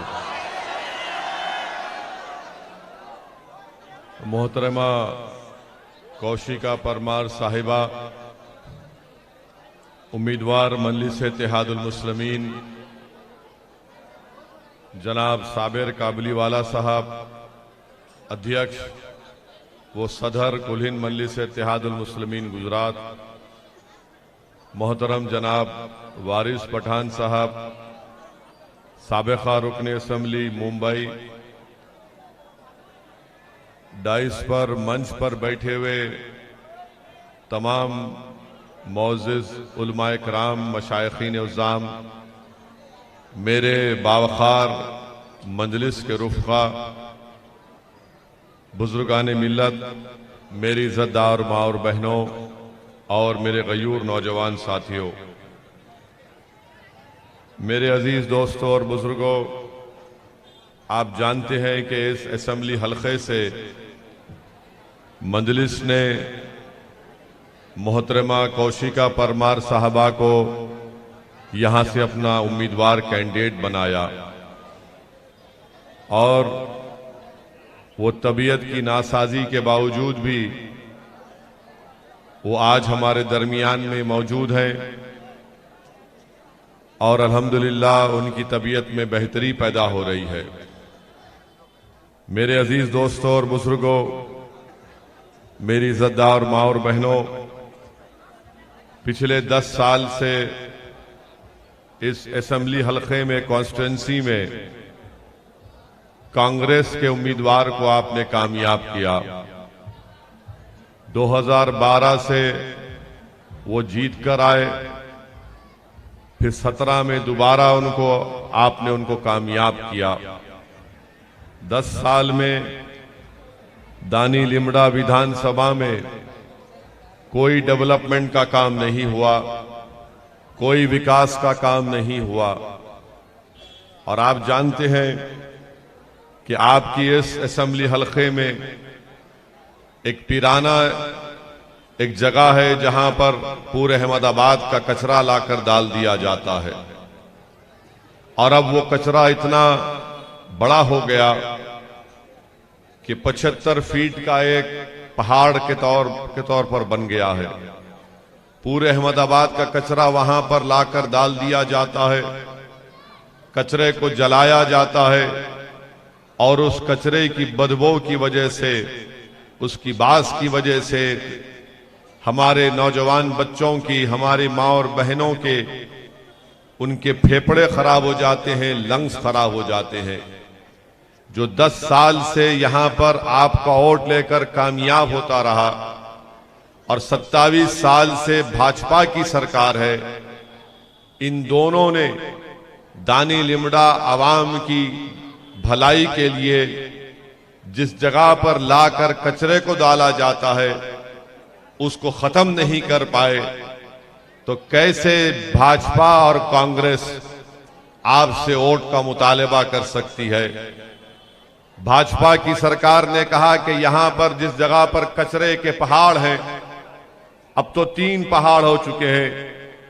और वो 3 पहाड़ क्या हैं? एक कांग्रेस के नाम से है, एक भाजपा के नाम से और एक दिल्ली के मुख्यमंत्री छोटे रिचार्ज के नाम से, तीनों पहाड़ हैं। तो भाजपा ने कहा कि हम उस कचरे के पहाड़ों को साफ करके वहां पर एक ऑक्सीजन का पार्क बनाएंगे। भाजपा वालों, आप भी नरेंद्र मोदी की तरह फेंकने में उनसे आगे बढ़ रहे हैं। ऑक्सीजन पार्क, जब आपने कचरे को खत्म नहीं किया, आप अंदाजा लगाइए कि वो 75 फीट के जो 3 पहाड़ कचरों के हैं, 60 लाख मीट्रिक टन कचरा वहां पर है और रोज वहां पर कितना कचरा लाके डाला जाता है? वहां पर रोज 4000 मीट्रिक टन कचरा लाके डालते हैं। जो कांग्रेस का एमएलए और भाजपा की सरकार इस विधानसभा के इस असेंबली हलके की आवाम को कचरे की तरह देखती है, तो मेरी आपसे अपील है कि आप उनको वोट मत दीजिए। आप एक मर्तबा हमारी बहन कौशिका परमार को पतंग के निशान पर बटन दबाकर कामयाब करिए। मैं आपसे वादा कर रहा हूं कि इंशाअल्लाह ताला जब हमारी बहन कामयाब होगी दानी लिमड़ा से, तो वो खुद यहां पर कचरे डालने के काम को रोकेगी, इस कचरे के खत्म कराएगी यहां पर, और आपको एक राहत की सांस मिलेगी। ये जो भाजपा वाले आज आकर कह रहे हैं दानी लिमड़ा की जनता से कि हम ऐसा कर देंगे, इनका मजाक ऐसा है कि जैसा कि नरेंद्र मोदी ने कहा था कि मैं गोबर्धन प्लांट बना दूंगा। मेरे भाई, गोबर्धन प्लांट ना मोदी साहब बनाए, ना कांग्रेस ने कुछ किया। बारिश होती है तो आपकी गाड़ियों में, आपकी मोटरसाइकिल में, घरों में पानी घुस जाता है। आपके पास पीने का साफ पानी दस्तयाब नहीं है। ना 27 साल की भाजपा की सरकार ने, ना 10 साल के कांग्रेस के विधायक ने, एमएलए ने दानी लिमड़ा की जनता के लिए कोई विकास का काम किया। और फिर अब दिल्ली का छोटा रिचार्ज आकर कहता है कि मैं ऐसा कर दूंगा, मैं वैसा कर दूंगा। मैं आपको बता रहा हूं इस दिल्ली की पार्टी के छोटे रिचार्ज के बारे में। दिल्ली में एक इलाका है ओखला, आप गूगल करके देख लीजिए इंटरनेट पर जाकर। उस ओखला के इलाके में भी इसी तरह के कचरे को लाकर डाला जाता है। क्यों कचरा लाकर डाला जाता है? इसलिए कि उस इलाके में अल्पसंख्यक समाज, मुसलमान और दलित रहते हैं। तो यहां पर भी वही हाल है, दिल्ली के ओखला में भी वही हाल है। और आप याद रखिए, ये जो छोटा रिचार्ज की पार्टी है, ये बड़ी दावे और झूठ बोलने में माहिर है कि हम ये गारंटी कार्ड। मेरे अजीज दोस्तों और बुजुर्गों, जब कोविड चल रहा था तो कोविड के दौरान दिल्ली में पूरे देश में सबसे पहले अगर किसी ने तबलीगी जमात पर झूठा इल्जाम लगाया तो यही छोटा रिचार्ज की पार्टी थी, जिसने तबलीगी जमात को सुपर स्प्रेडर का झूठा नाम दिया। और अदालत में जब मुकदमा गया तो अदालत ने उन तमाम मुकदमों को खारिज कर दिया। जब CAA का कानून भारत की पार्लियामेंट में लाया गया था, आप लोग गवाह हैं कि भारत की लोकसभा में असदुद्दीन ओवैसी ने CAA कानून को मोदी की आंखों में आंखें डालकर कहा यह काला कानून है, हम इसको नहीं मानते, मैंने उस कानून को फाड़ दिया। आप जानते हैं, मैं आपको याद दिला रहा हूं कि क्या आप CAA कानून को पसंद करते हैं? वो CAA का कानून हमको हमारे से शहरियत छीन लेगा। वो आपसे कहेगा कि दानी लिमडा के लोगों, लाओ हमको ला कर दिखाओ, तुम्हारे दादा का बर्थ सर्टिफिकेट दिखाओ, नहीं तो तुमको मशकूक करार दिया जाएगा।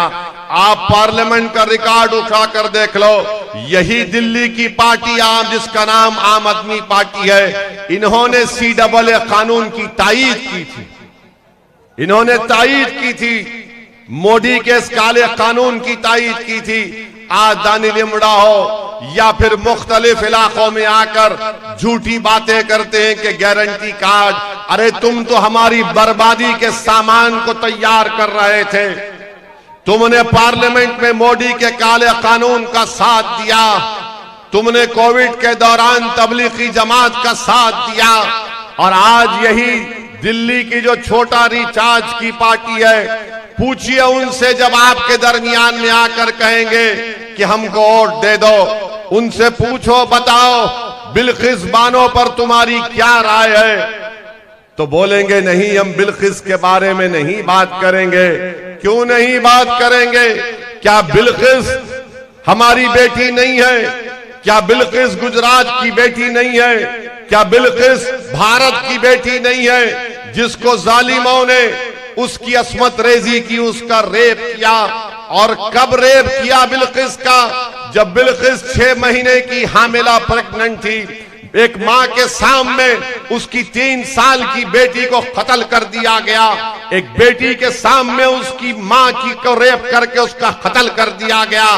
आज भाजपा बिल्किस के रेप करने वालों को, उसकी बेटी और मां के कातिलों को मोदी और अमित शाह उनको छोड़ देते हैं। और ये छोटा रिचार्ज की पार्टी अपनी जबान पर बिल्किस का नाम नहीं लेना चाहती है। क्यों नाम नहीं लेना चाहते तुम? अरे जब जालिम जुल्म करता है तो जालिम को जालिम बोलेंगे, मजलूम को इंसाफ नहीं दिलाएंगे, तो फिर तुम किस बुनियाद पर, कौन सा हक लेकर तुम दानी लिमड़ा और इस इलाके में आकर वोट की भीख मांग रहे हो? हम आज के जलसे में आपके दरमियान में खड़े होकर कह रहे हैं कि बिल्किस से नाइंसाफी हुई। ना भाजपा बिल्किस का नाम लेती है, ना कांग्रेस बिल्किस का नाम लेती है, और ना छोटा रिचार्ज की पार्टी वाले बिल्किस का नाम लेते हैं। मेरी दानी लिमड़ा की जनता से अपील है कि आप मंजलिस की हमारी कैंडिडेट को कौशिका परमार को वोट दीजिए, एक मर्तबा वोट दीजिए। ये जो गंदगी दानी लिमडा में ये कचरा डालने की है, मंजलिस इंशाअल्लाह ताला एक ताजा हवा यहां पर पैदा करेगी। आज आपके सामने कांग्रेस है, भाजपा है, ये दिल्ली की छोटी रिचार्ज है, और मंजलिस इत्तेहादुल मुस्लिमीन आपके सामने है। ये आज छोटे रिचार्ज ये करेंगे ये चाहते हैं कि हमारे मासूम बच्चों के हाथ में झाड़ू दे दिया जाए। कांग्रेस ये चाहती है कि हमारे मासूम बच्चों के हाथ खाली रहे, और भाजपा कभी आपसे हाथ मिलाना नहीं चाहती।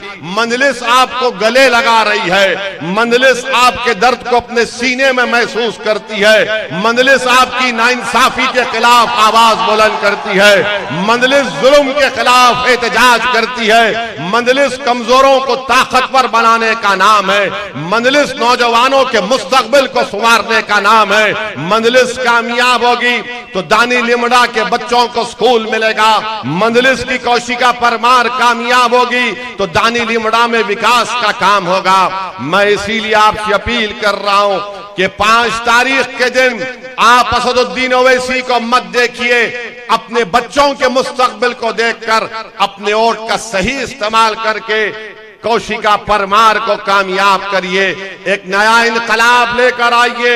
ये कांग्रेस पार्टी से अब कुछ होने वाला नहीं है। कांग्रेस पार्टी अब पूरे मुल्क में खत्म हो रही है। कांग्रेस पार्टी आप देखना 2024 में इनके 24 एमपी भी कामयाब नहीं होंगे इंशाअल्लाह।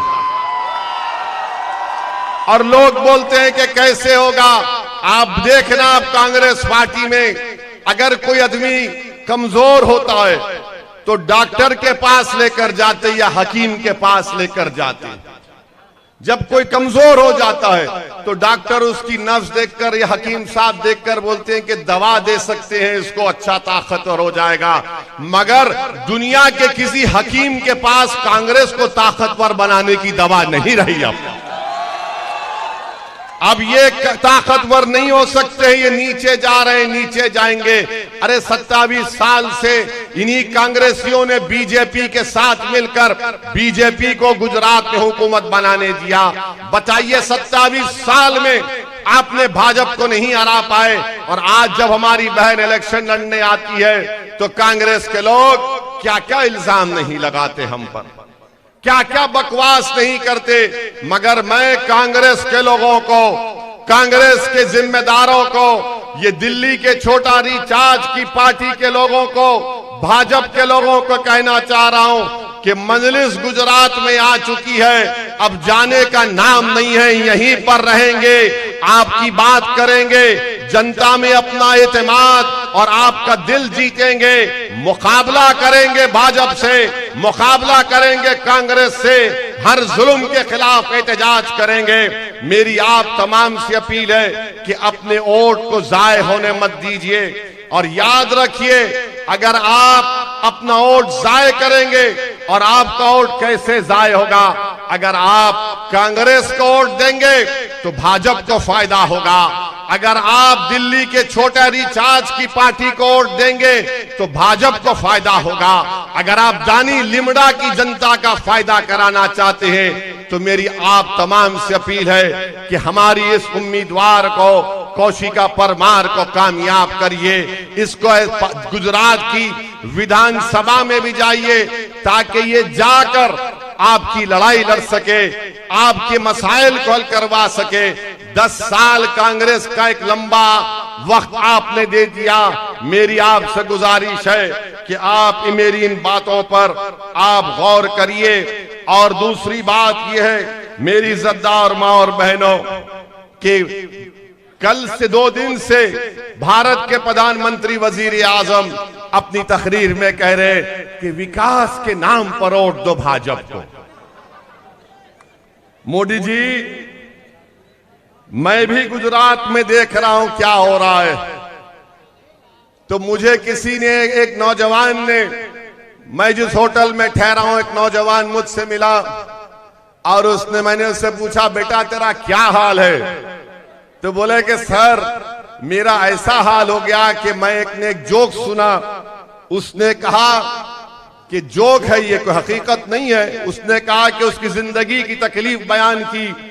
उसने कहा कि मैं जिस लड़की से शादी करना चाहता हूं उसने मुझसे आकर कहा कि आपकी सरकारी नौकरी कब लगेगी। उसने आकर उससे कहा कि आपकी सरकारी नौकरी कब लगेगी। पप्पा लड़का ढूंढ रहे हैं,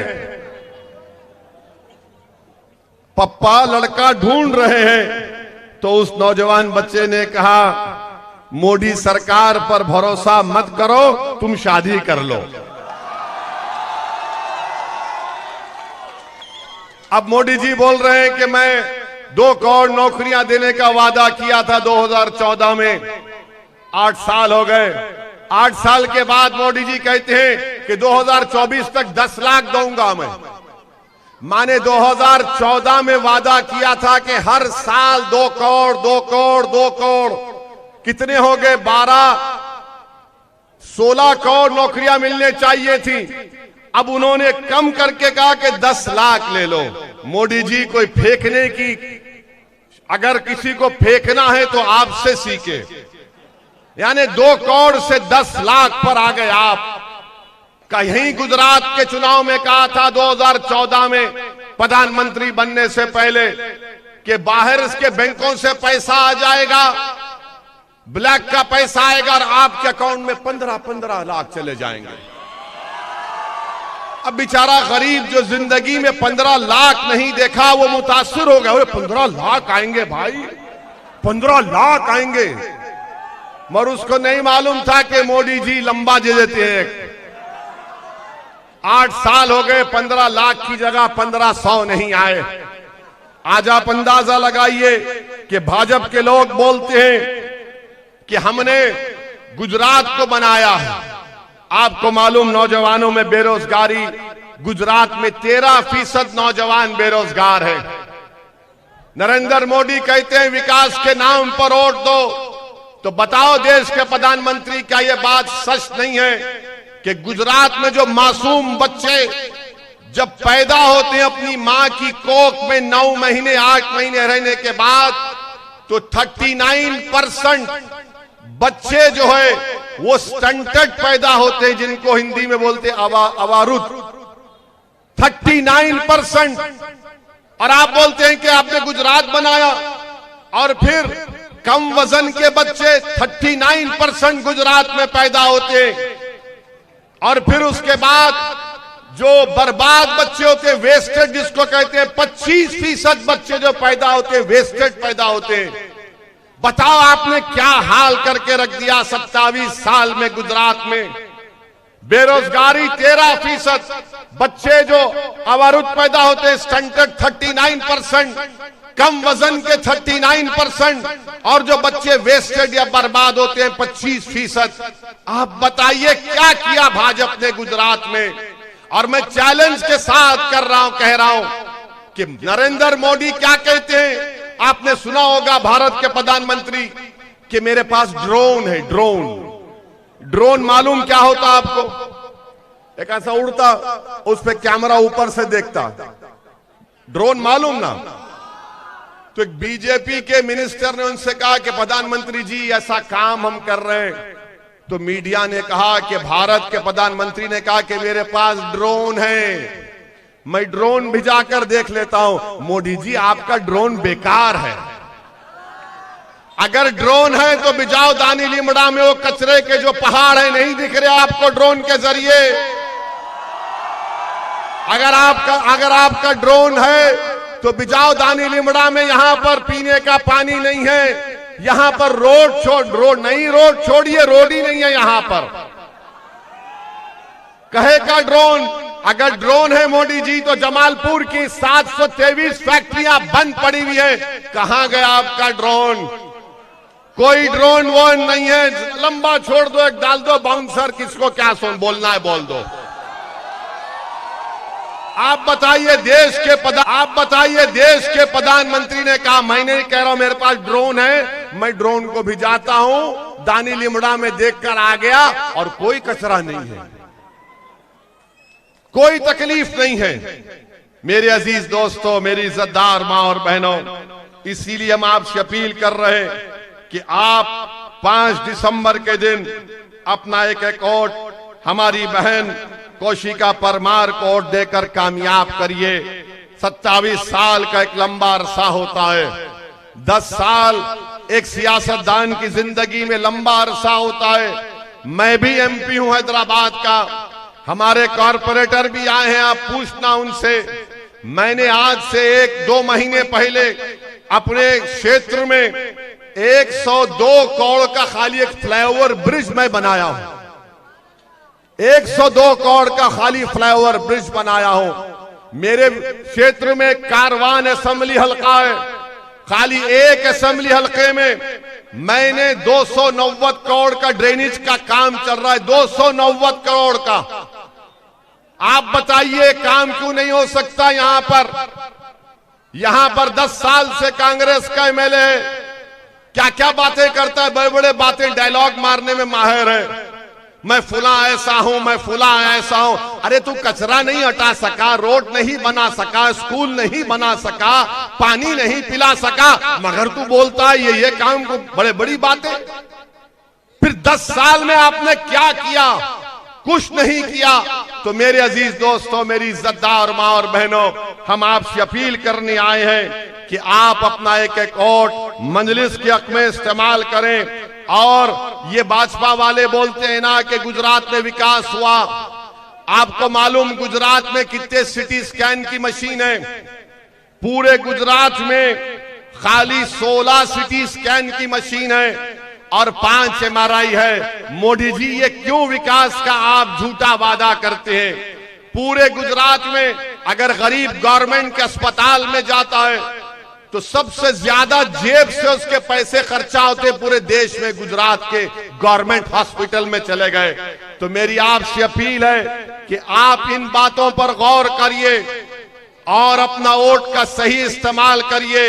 लोग आएंगे, आपसे बड़े बड़े वादे करके चले जाएंगे, मगर जो लोग चुनाव से पहले आकर आपको हथेली में जन्नत दिखाते हैं, वही लोग चुनाव के बाद जनता को धोखा देते हैं। मैं मानता हूं इस बात को कि ये आपके मसाइल हैं। मैं ये नहीं कह रहा हूं कि मेरे पास कोई जादू की छड़ी है और मैं ऐसा छड़ी मारने से सब चीज अच्छी हो जाएगी, मगर मैं आपसे वादा कर रहा हूं कि मेरे पास जज्बा है, मेरी कैंडिडेट के पास एक मर मिटने का जज्बा है।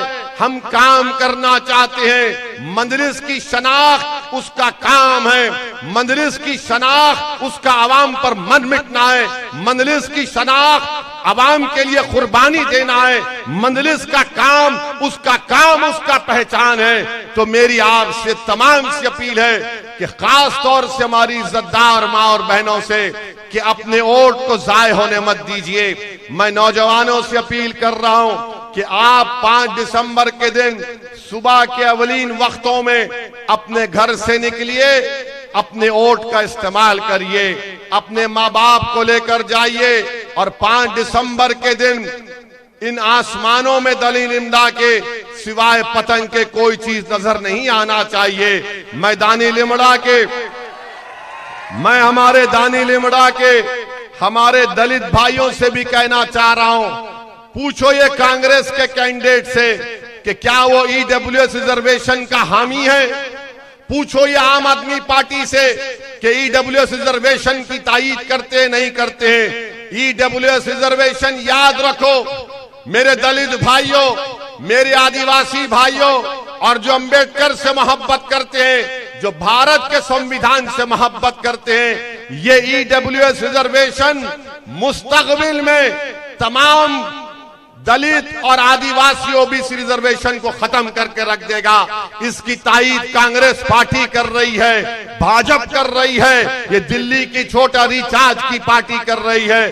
तो मेरी आपसे अपील है कि आप मुत्तहिदा तौर पर एक होकर अपने वोट का इस्तेमाल करिए और मजलिस इत्तेहादुल मुस्लिमीन को कामयाब करिए। डरने और घबराने की जरूरत नहीं है।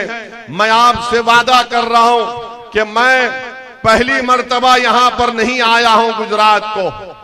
जब 2002 के फसादात चल रहे थे तो मैं हैदराबाद से 50 लाख की दवाओं के साथ 20 डॉक्टरों को लेकर आया था। शालम की दरगाह में हम लोग रुकते थे, वहां पर हमने कैंप चलाया, वटवा में चलाया, जूहापुरा में चलाया, शायद इस इलाके में आए थे या नहीं आए थे मुझे नहीं मालूम, मगर हम गुजरात को आए हैं। मैं आपको वादा कर रहा हूं कि मैं सिर्फ चुनाव के तक गुजरात को नहीं आया हूं, अल्लाह जब तक मुझे जिंदा रखेगा मैं आता रहूंगा। मेरी सियासी जिंदगी आवाम के दरमियान में रही है और जब मैं इस दुनिया से जाऊंगा कब्रस्तान को, किसी कब्रस्तान को मुझे नहीं मालूम, मैं तुम्हारे ही कंधों पर जाऊंगा। मगर जब तक अल्लाह जिंदा रखेगा मैं आपको इत्मीनान दिला रहा हूं कि जुल्म को मैं बर्दाश्त नहीं करता, जालिम से हाथ नहीं मिलाता। मैं किसी ताकतवर के आगे सर नहीं झुकाता। मैं आवाम का था, मैं आवाम का ही रहूंगा। मैं आपका खादिम हूं और आपके दरमियान में रहकर हम लड़ाई लड़ते हैं। मुझे कोई मंत्री संतरी बनने का शौक नहीं है। मुझे सिर्फ इतना मेरी जिंदगी का मकसद है कि जब मैं दुनिया से चला जाऊं तो गरीब कहे कि हाँ, इसके दिल में हमारे लिए थोड़ी सी मोहब्बत थी, ये हमारी आवाज था, ये हमारी ताकत था। तो नौजवानों, बुजुर्गों, मेरी इज्जतदार माँ और बहनों, मुत्तहिदा तौर पर 5 तारीख के दिन आप अपने घर से निकलकर पतंग के निशान पर बटन दबाइए। और नौजवानों, 5 तारीख को आपको क्या करना है, ये पतंग की डोर पकड़ के एक साथ सबको यही काम आपको करना है। और हमारी बहन के लिए दुआ करिए कि अल्लाह इनको कामयाब भी करे, अल्लाह इनको सेहत दे। अस्सलाम वालेकुम व रहमतुल्लाहि व बरकातहू। स्वागत का प्रोग्राम है। स्वागत के लिए हमारे यहाँ की दानी लिमड़ा विधानसभा की कैंडिडेट तोशिका परमार, हमारी बहन, उनके पति दिलीप परमार साहब जो शील्ड देंगे। और यहाँ न्यू बस्ती के परवेश भाई मोमिन भी है। न्यू बस्ती के जो ग्रुप है तोहिद भाई, वो असद साहब का स्वागत करेंगे पूरी टीम के साथ।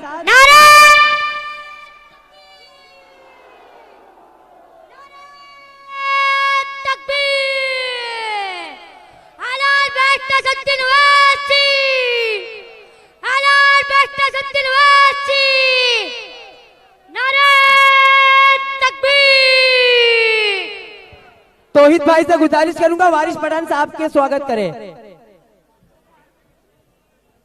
शब्बीर भाई, साबिर भाई साहब का स्वागत करें।